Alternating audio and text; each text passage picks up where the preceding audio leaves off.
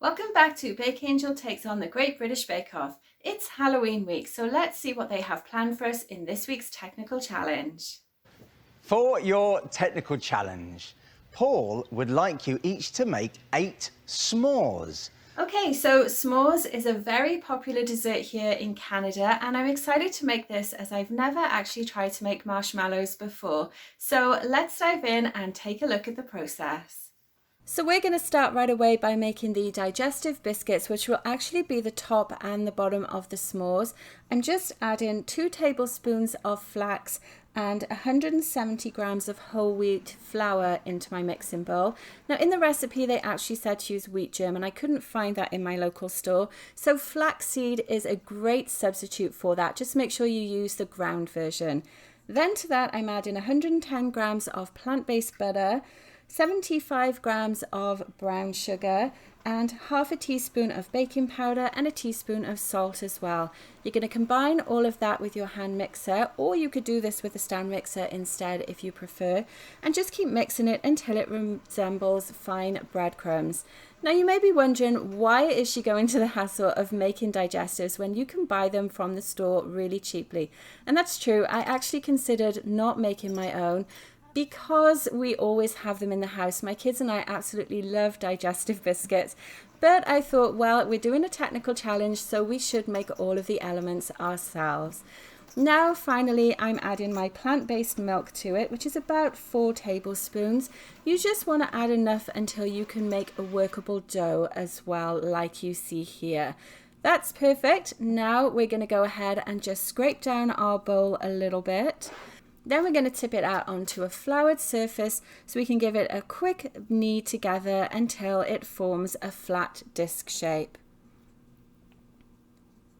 Now again, if you've never made digestive biscuits before, this is a great recipe, and I love the fact that by making a couple of substitutions to the original recipe, I was actually able to make it vegan as well. So it's a great recipe if you're looking for a biscuit or a cookie if you're in North America that's a little different to dip in your tea. Now all I need to do is wrap this dough in some plastic wrap, and then we're going to pop it in the fridge and we're going to chill it for 20 minutes. Now that our dough has chilled for those 20 minutes, we're going to go ahead and start to roll it out. Now again, I did something different to the recipe that they provided. They rolled it out on a floured surface, but I actually prefer to do any rolling of cookie or biscuit dough in between pieces of parchment paper, because I find that you're not going to have any issues with it sticking. Plus you can see I'm using my trusty paint stirrers either side as well to make sure that my dough is at an even depth. And this is what it turns out like. So you can see all those little bits of flax in it, which would be wheat germ if you use that as the recipe requested. But this is going to taste exactly the same, so I'm not going to be too hung up about that. Then I'm using a round cutter. Now my cutter is about 5 centimeters, so that's 2 inches. And I'm popping them on my lined baking tray. So just keep going, rolling out and cutting your dough until you've used up all of it, and you should end up with enough to make 8 s'mores in total, which is 16 circles for your digestive biscuits. And there we go, I'm just tidying up those edges, and now we're going to place them back in the fridge to chill again for another 20 minutes. You're going to need to preheat your oven to 375 degrees Fahrenheit, which is about 170 degrees Celsius with a fan assist oven.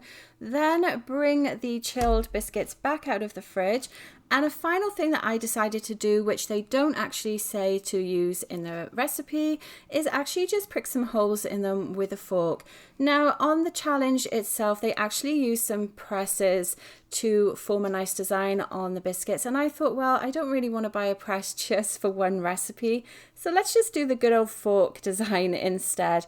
And the upside of doing this too is that it actually will prevent the cookies from spreading that much. So yes, they're already chilled, so they shouldn't spread too much anyway, but adding this little fork design will help with it too. And then you're going to pop them in the oven for about 15 to 20 minutes. And this is what they look like when they come out of the oven. You can see they have retained a really nice shape. They're a nice lightly golden color as well. And what we're going to do is leave them on the tray for about 5 minutes to cool down. Then we'll transfer them onto a cooling rack to make sure they're completely cool when we're ready to assemble the s'mores. They look beautifully golden underneath as well, and they will firm up a little bit more as they cool off. So we're going to go on to making the marshmallows now, which for me was definitely the most exciting part of this recipe.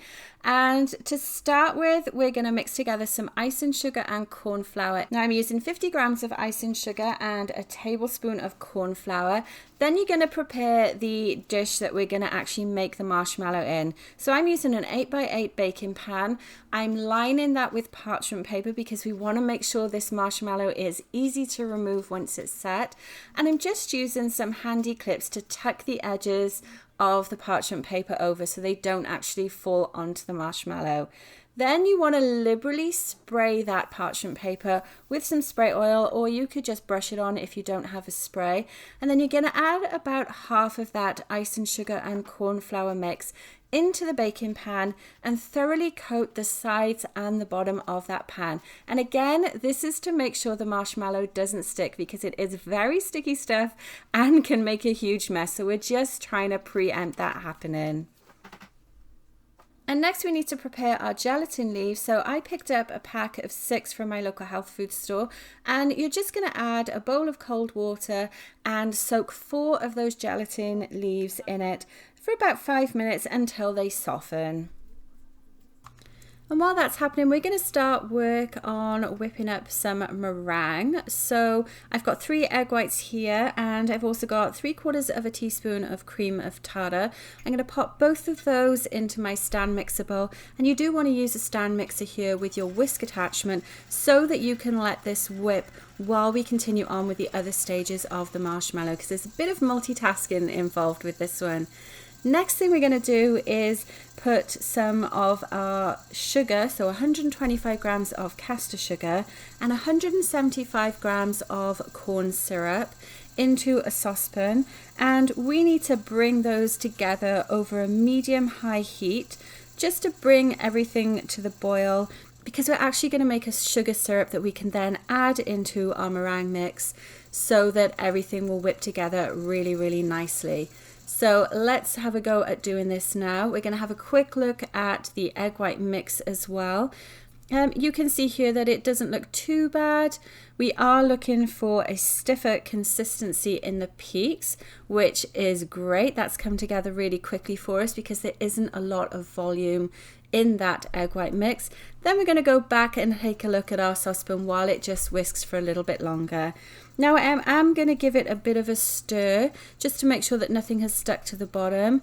And then with our sugar thermometer, you want to keep that boiling until it reaches 239 degrees Fahrenheit or 115 degrees Celsius.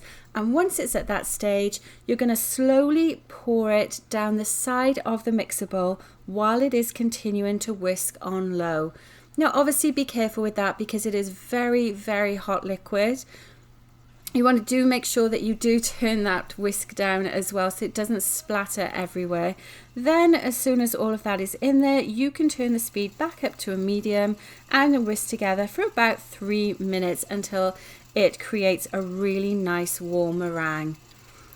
And while it's whipping, we're just going to finish off the gelatin. So I've just taken it out of the water.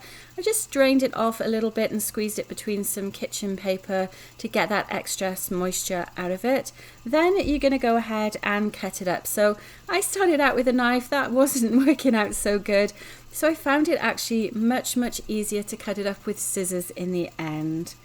Now, if you've never worked with gelatin before, just make sure that it is nice and softened before you add it to your mixture. Then I'm just adding little bits of thyme into the meringue mix while it's mixing, and it's going to help everything stiffen up. So just keep going until all the gelatin has been added.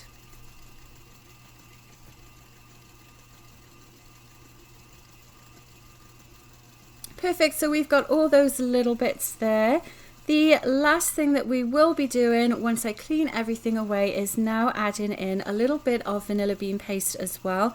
You could just use I guess some vanilla extract if you wanted to. I prefer vanilla bean paste just for the flavor here. And you're going to add about 2 teaspoons, which I eyeballed.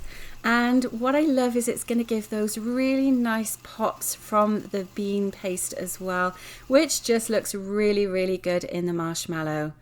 Okay, so I've turned it off. It is nice and thick now. The bowl is still a little bit warm as well. But what we will do is just have a quick look at it. I'm going to show you the stiffness of the peaks as well. You can see it comes off that whisk really easily. It keeps its peaks as well. So now we're ready for the messy job of transferring it into our prepared tin. Now remember earlier that we made sure we lined that, we greased it, and then we added our corn flour and icing sugar to it, because this stuff is really, really sticky. As you can see, it sticks to absolutely everything here. So I do recommend that you use a silicone spatula to spread it into your pan. You can grease that spatula a little bit as well if you want to. And then just smooth it out as best as you can, because we do want to cut this up later into shapes for our s'mores, so we want to try and make them as even in depth as we can. Now, once this is in there and we've leveled it off, I'm going to actually leave the marshmallow set at room temperature. The recipe said to do that for about an hour and a half, but obviously that timing may differ depending on the humidity in your kitchen, but it does need to be set before we work with it. Whilst that's cooling down, then we're now going to go on to make our chocolate ganache. I'm starting here with 100 ml of vegan plant-based cream, so I'm using a heavy cream here. They actually called for a double cream in the recipe, but a vegan whipping cream is perfectly fine for that. And then we're going to bring that to temperature over our small burner here. And whilst that's coming to temperature, you'll also see I have another bowl on the side which contains our chocolate. Once that cream is warmed up, you go ahead and pour it straight on top of those chocolate chips. And even though you may be tempted, do not stir it. You actually want to let it sit for about 4 minutes, and the heat from that cream will actually start to melt that chocolate really, really nicely. Then we'll come back and we will stir it after the 4 minutes. Now you can see here I'm just using a regular spoon and I'm giving it a nice stir. Keep going until you can feel that all of those chocolate chips have melted. If you find that they're not fully melting, you could always just pop it in the microwave, give it a quick blast of heat for maybe 10 seconds, and then everything should be nice and smooth for you. And that's how easy it is to make ganache. You really just need some kind of thick cream, double cream or whipping cream, and some good quality chocolate as well. And of course, because I use chocolate chips as opposed to a bar of chocolate, it actually melts a lot easier too. Now once I've stirred this and it is nice and smooth, we're going to leave this cool for up to an hour. Again, that's going to depend on the temperature and the humidity in your kitchen, but you do want to make sure that it has cooled down nicely so that we can pipe with it a little bit later on when we're ready to put everything together. Okay, that's great. So that's looking a lot smoother now. I am going to let it sit to cool down like I already mentioned, and then we'll come back to it once it's cooled down. Okay, so now that our marshmallow is set, the last thing we want to do is sprinkle a little bit of our ice and sugar mixture on the top of it. Then we're actually going to turn the marshmallows out onto our baking paper, which I've already covered with the rest of the ice and sugar mix as well. Now again, this is to make sure that it doesn't stick. This is still pretty sticky, but it is firm enough to actually work with.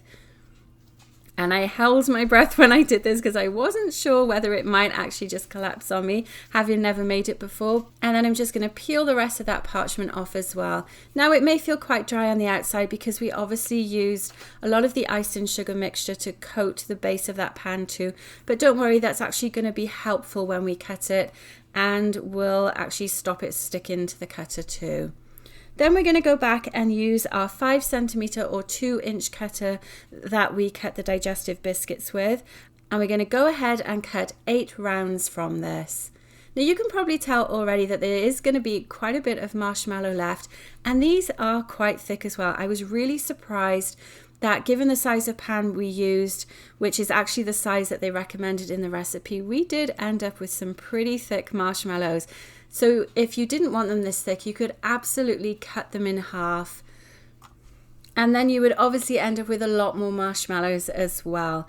So we're going to stick to this actual size and thickness though, and have real jumbo s'mores. So you can see too that I am kind of just rolling that cutter in a little bit of the excess ice and sugar mix, just to help it come out a little bit easier. And then it's as simple as cutting our 8 out, and we will be ready to start to assemble our s'mores. That's our 8th one done. You can see quite a bit of marshmallows left, so I think what I'll do is actually cut these up into smaller bite-sized pieces for the kids. I'm sure they can't wait to try this as well. I'm intrigued to see what they're like compared to store-bought ones, because they definitely feel different. They feel more springy, and I don't know, they just feel a lot nicer than the ones in the store. You can see here, look at that springiness in it. Definitely very impressed with this recipe, and it's something that I would absolutely make again as well. It was a little bit of a process, but quite easy, I think, and fairly cheap to make as well. So finally, it is assembly time. We have our chocolate ganache bagged up into a tipless piping bag. We have our marshmallow pieces cut, and we obviously have our digestive biscuits as well.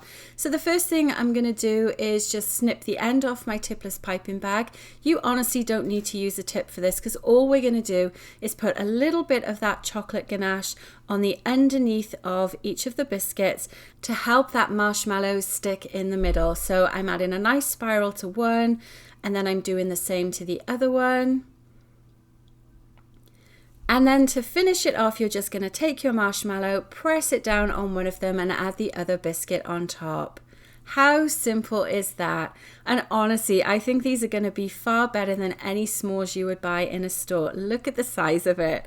Honestly, guys, these marshmallows are absolutely huge. And I think maybe I put a little bit too much chocolate on this one too, because it is sliding around, but we have a lot to use, so we may as well go ahead and use all of it up. Let's go ahead and do another one, a little less chocolate this time, I think. That looks great. And then we'll add our marshmallow again, pop it on top, give it a little press down, and there we go. That's our s'mores made. Now, of course, if you're making s'mores, you have to toast them as well. And this is the first time I've ever used a blowtorch with anything that I've made. So this was definitely a fun experiment. As you can see, I popped my s'more on a plate and then on top of a Lazy Susan. I just felt this was probably a little bit safer than actually holding it to do this. And this was a lot of fun, and they smelt amazing when I did this as well. So let me know in the comments below, are you a fan of lightly toasted s'mores? Do you like them quite brown like this one, or do you like them really burnt? I would love to know in the comments below. Okay, so our challenge is done. It's finally time to try some of the s'mores. Now, one thing before I actually try it that I wanted to comment on is actually the time that the bakers had. Now, it didn't seem very realistic once again, and it actually took me a lot longer to make the s'mores than they actually said on the recipe that was provided for this week's challenge. Also, another thing I would mention is that there seemed to be a lot of wastage as far as the amount of marshmallow that you make. So I think what I'll do is actually use that for something else, try and come up with another fun dessert that I can use them with, or maybe even turn it into marshmallow fondant as well. Now, personally, I'm not a fan of s'mores myself. I like the different elements on their own, but not together. So I thought for this time, I would just actually taste test the marshmallow, because that's the thing I was most excited about making this time. So let's have a look. You can see here, it's got a really nice bounce to it. It's quite squidgy as well, which you would expect from marshmallow. Let's try a little bit.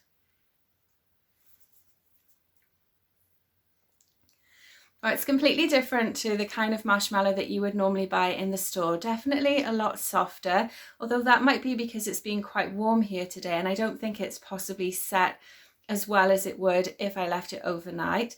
But it's really nice, tastes very fresh, and you can tell it's homemade too. It doesn't have that kind of stale sort of outer edge to it. So really, really nice, and I'm sure If you are a fan of s'mores, you would probably really like this recipe. Now, as always, don't forget you can find my version of the recipe in the description below, as well as the recipe provided on the Bake Off website.